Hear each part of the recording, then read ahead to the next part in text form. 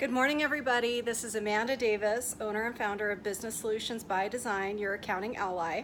Coming back to you this month, it's June, and we're basically covering a lot of different topics around philanthropy. So we do a lot of work with nonprofit organizations. They have a very soft space in our heart, and we like to help them out from time to time as much as we can. So if you check out some of our postings, you'll see some of the clients we work with and some of the charities that we may not actually work with directly, but we do support them as kind of our little pet projects. So today we're kind of talking about donors and donations, and that can be a very tough topic for nonprofits. And the way the world is moving nowadays, there used to be a lot of government funding in nonprofits, but the government, both federally and state, have kind of moved away from that. So nonprofits are having a harder time getting their funding that they need to do just their standard programs, stuff that they really relied on, stuff that they never really had to consider whether the money was going to come in or not. So for example, the Special Olympics for the state of New Mexico, our team actually couldn't go because they lost, I think it was $15,000 if I remember correctly, that they had to go raise themselves, and they just didn't quite make it. So unfortunately the team was unable to go and compete this year, and it was the 49 out of 50 were there. So that's a big blow to a small organization, especially one with such a great cause and helps these kids and these people impacted by diseases to go out and actually compete and be a part of it and have their community. So that was a big downer, but that's a big thing that's happening to a lot of nonprofits. Is they would have governments regularly fund certain programs or certain dollar amounts each year, and that is slowly dwindling away. So now what do we have to do? As a nonprofit, I've always come from the aspect of nonprofits really should operate like a full-blown business for profit. So when you start operating like a big company that's trying to make a profit for their shareholders, then the outcome is going to be very similar to a successful big company who's trying to make a lot of profit.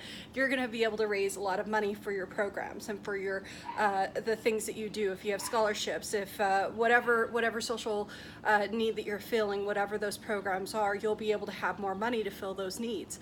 So one of the things that we have to identify is donors are actually getting younger. It's no longer the baby boomers that are going to be the backbone of your fundraisers. It's moving towards the millennials.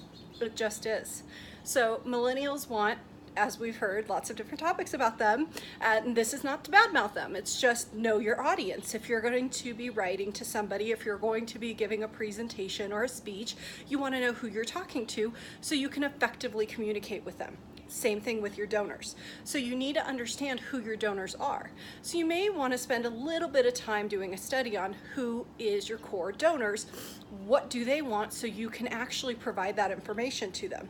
Typically, a younger donor like a millennial would want more transparency.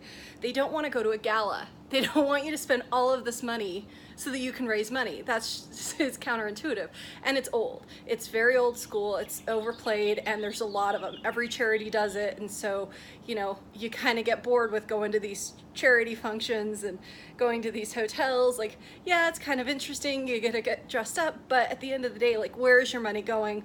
Why are we doing this? So typically a younger generation, a millennial, is going to want to have data. They're going to want transparency. They're going to want to look at your tax return. They're going to want access to your financials. They're going to want to know specifics about your program. So if you have a lot of millennial donors that do feel that way, you may want to look into data. You may want to change the way you talk to them and show them how how their money actually is being spent towards these programs. Dollar for dollar, where is it getting affected? Tell the stories. If you're an animal rescue, maybe you can have animal stories of success stories. If you're helping out people, maybe the American Cancer Society, you can give cancer stories, which they actually do. They ran a campaign last year, which was kind of interesting. A lot of people didn't understand what the American Society did. They just knew that it raised money to help cancer research. Well, there's a lot more, They take them to doctor's appointments. They help them get funding if they need medical treatment. They help with the families. There's a bigger girth of services provided under the programs within the American Cancer Society, as opposed to just simply research. So they started a campaign, a television campaign on ads, trying to explain, like, hey, I didn't know what they did, and this is what I found out when I had cancer. And then it kind of ends up with, I used to have cancer, you know. Just it's a cool story. It's a great technique. So get creative in the way that you're communicating and asking for money. You see that there's a lot of stuff with social media, but social media is kind of evolving too. So it's becoming a lot more personal. So you see things like the Ice Bucket Challenge, and you see like the Lemon Challenge. So there's a lot of things where people are calling out each other, celebrities, influencers, or whatever on social media, that says, I'm gonna do this and it's gonna be crazy and you're gonna do it too, and then it kind of becomes the thing. So, you know, try to find personalization, try to understand who you're marketing to in terms of your donors, how to effectively communicate with them, how to stay in communication with them. You know, their time is crazy. They're getting a lot of requests for money, and you're not the only person talking to them. So sometimes it is better to be top of mind. So try to figure out ways to communicate your thanks.